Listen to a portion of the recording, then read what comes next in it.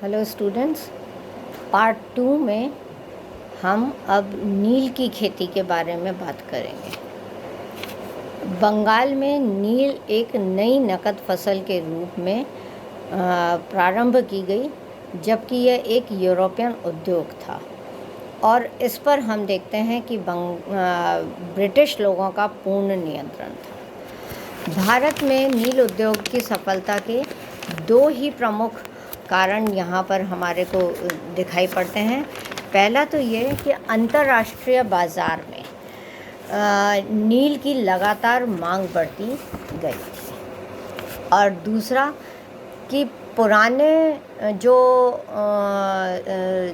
जगह थी जहाँ से इंग्लैंड को नील प्राप्त होती थी, जैसे कि पश्चिम भारत का कुछ क्षेत्र जिसमें बयाना की नील बड़ी फेमस थी, और उत्तरी अमेरिका का क्षेत्र और वेस्ट इंडीज़, ये सारे क्षेत्र जो थे यहाँ पर कुछ गिरावट आ गई थी, और इस उत्पादन में गिरावट आ गई थी, और इस गिरावट के कारण जो इंग्लैंड के वस्त्र उद्योग थे जो निरंतर बढ़ते जा रहे थे, उसमें नील रंगाई के लिए काफ़ी काम आता था।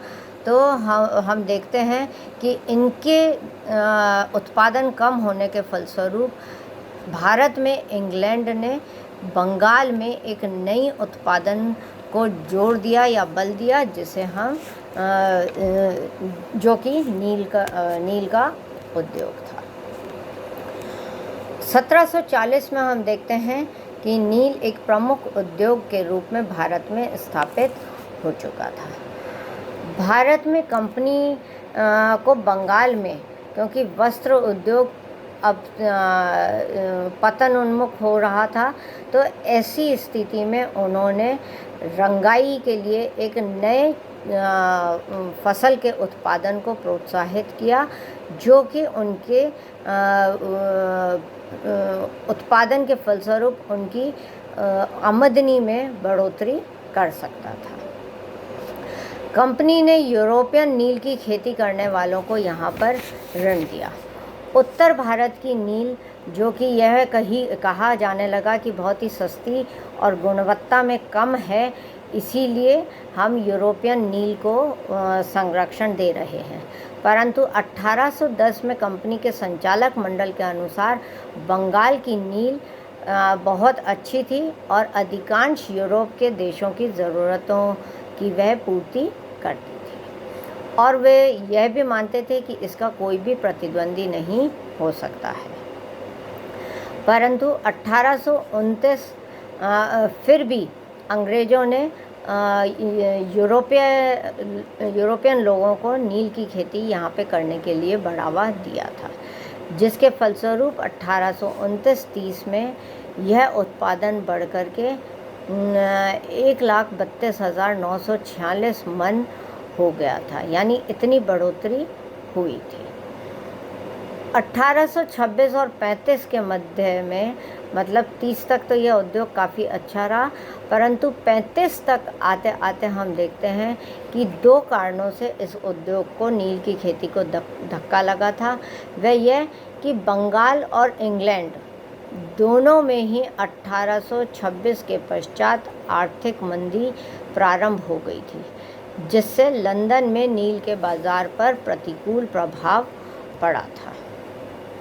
दूसरा, 1830 और 35 के मध्य बंगाल में वे एजेंसियां जो ऋण देने का कार्य करती थीं, वे बंद होने लग गई थीं, और उनके बंद होने के कारण अब नील उत्पादकों को ऋण मिलना बंद हो गया था। इससे नील की खेती में हम देखते हैं कि 19.5% की गिरावट आई थी। 1852 और 58 के मध्य में 20.55% की गिरावट ब्रिटिश रिकॉर्ड में दर्ज की गई। हालांकि सरकार ने नए मैनेजिंग हाउस स्थापित करे, नई कई ऋण एजेंसियां स्थापित करी, बैंक यूनियन बैंक की स्थापना इस समय की गई और इनके माध्यम से ऋण देने की पर्याप्त व्यवस्था भी की गई। परंतु फिर 1859-60 में बंगाल में नील विद्रोह हो जाने के कारण से उत्पादन में लगातार ही कमी आने लग गई थी। 1855 में हम देखते हैं कि नील का निर्यात जो 1,23,552 फैक्ट्री मन था, वह 1861 और 62 तक पहुँचते पहुँचते बजाय कि वह बढ़ता, वह कम होकर के 68,710 फैक्ट्री मन ही रह गया था।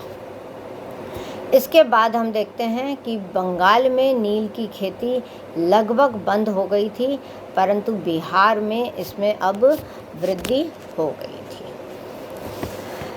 चौथी फसल के रूप में हम रेशम और मलबरी, इन दो उद्योगों को नकद फसलों के अंतर्गत बढ़ते हुए देखते हैं।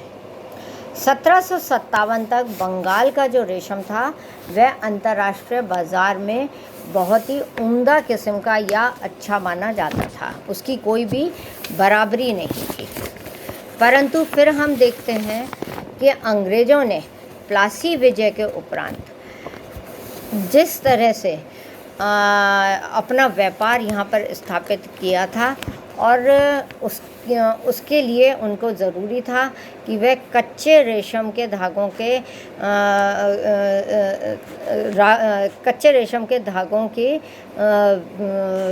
यहाँ पर वो करें, उसको बढ़ाएं, और वो तभी बढ़ सकता था जबकि वे इसकी खेती को बढ़ावा देते। रेशम की खेती जो है वह है, आप लोगों को भी पता होगा कि ऐसे ही नहीं होती है। वह मलबरी के वृक्ष जो होते हैं उसका जो फल होता है उसमें वे कीड़े के रूप में जो बुनाई करते जाते हैं, उससे वह रेशम का धागा बनता है।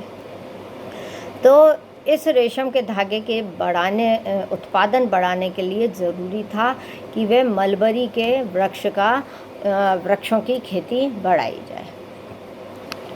और हम देखते हैं कि रेशम के जो धागे हैं उसका महत्व बढ़ गया था, रेशम के कपड़ों का महत्व बढ़ गया था, परंतु रेशम के उत्पादन जो था वह कम होता जा रहा था।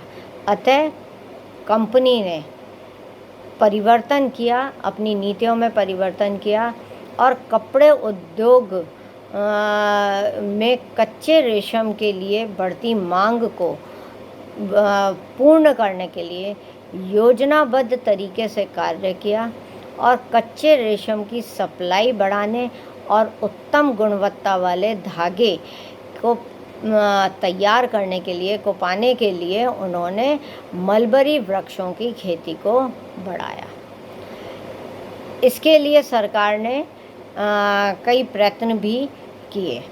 कंपनी ने ऐसी भूमि पर जहाँ खेती अभी तक नहीं की जाती थी वहाँ पर मलबरी वृक्षों को उगाने का कार्य किया और उस पर खेती करने के लिए कम दाम पर भूमि को किराए पर दे दिया।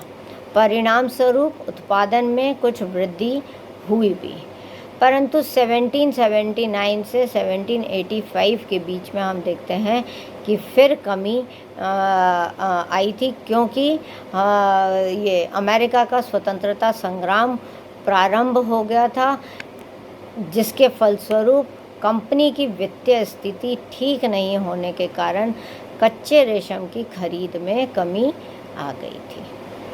1783 और 85 के बीच में बंगाल में खाद्यान्न फसल के दामों में तेजी आने से मलबरी की खेती करने वालों को खाद्यान्न उगाने के लिए आकर्षित किया। मतलब वे मलबरी के वृक्ष छोड़ करके अब खाद्यान्न उगाना चाह रहे थे। 1786 में इसके उत्पादन में हम बीच में फिर वापस एक तेजी देखते हैं, एक बढ़त आई थी, परंतु फिर फ्रांस के साथ में युद्ध में उलझने के कारण इंग्लैंड की मांग में कुछ कमी आ गई थी। 1812 से 16 के बीच में हम देखते हैं कि मलबरी वृक्षों उत्पादन में जो है वह बढ़ोतरी जो है, जो उत्पादन यहाँ पर हुआ वह उत्पादन 8,97,158 पाउंड हो गया था, परंतु फिर यह धीरे धीरे घट गया था। हम देखते हैं कि 1817 और 21 के बीच में जो 1812 से 16 तक जो बढ़ा था वह 1817 से 21 के बीच में पुनः घट करके 9,95,200 बढ़ गया था, 9,95,249 पाउंड हो गया था। धीरे धीरे हम देखते हैं कि यह लगातार बढ़ता गया था। 1822 और 26 के मध्य में 1,98,382 पाउंड का उत्पादन हुआ था, जो फिर 1827 और 31 के बीच में बढ़कर के 1,165,448 पाउंड निर्यात बढ़ने लगा था। यानी कि यहाँ उत्पादन बढ़ा तो उतना ही निर्यात भी बढ़ गया था। परंतु हमारे को वहीं दिखाई पड़ता है कि 1831 और 35 के मध्य में आर्थिक मंदी के दौरान निर्यात जो है वह 33.5% गिरा था। बंगाल का रेशम उद्योग इसके पश्चात हम देखते हैं कि काफ़ी लंबे समय तक के लिए निष्प्राण बन गया था। नेक्स्ट हम फसल की बात करें तो गन्ना जो था इसकी उपज देश में काफ़ी लंबे समय से, मतलब हमारे यहाँ तो गन्ना जो है वह खेती का एक मुख्य भाग है और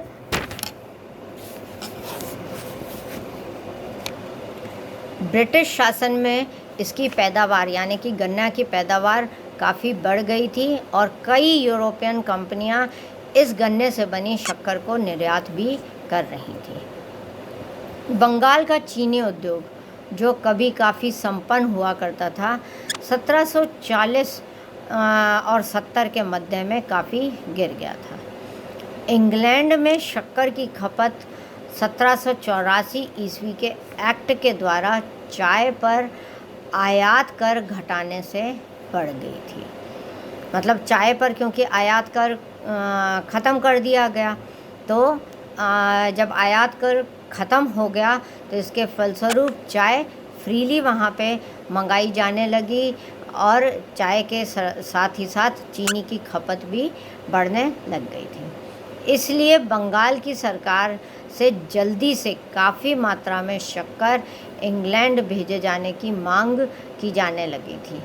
इसलिए कंपनी के अधिकारियों ने गन्ने के उत्पादन में वृद्धि करने के लिए भारत को निर्देश दे दिए थे। इस निर्देशों के अनुसार उन्होंने यह कहा था कि कंपनी के अधिकारी गन्ने के खेती करने वाले कृषकों से जमींदारों को ज़्यादा लगान वसूल करने से रोकें ताकि कृषक खेती छोड़ करके नहीं भागे।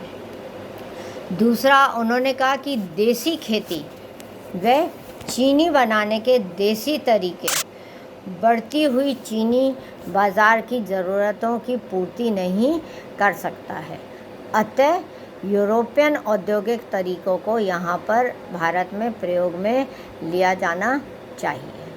परंतु गन्ने की खेती सफल नहीं रही और उस समय वहाँ पे दीमक लग गई। इससे उत्पादन में लगी जो लागत थी वह भी ख़त्म हो गई, जबकि भारतीय तरीके से जो गन्ने की खेती बोई जाती रही अभी तक उसमें काफ़ी वृद्धि हुई थी।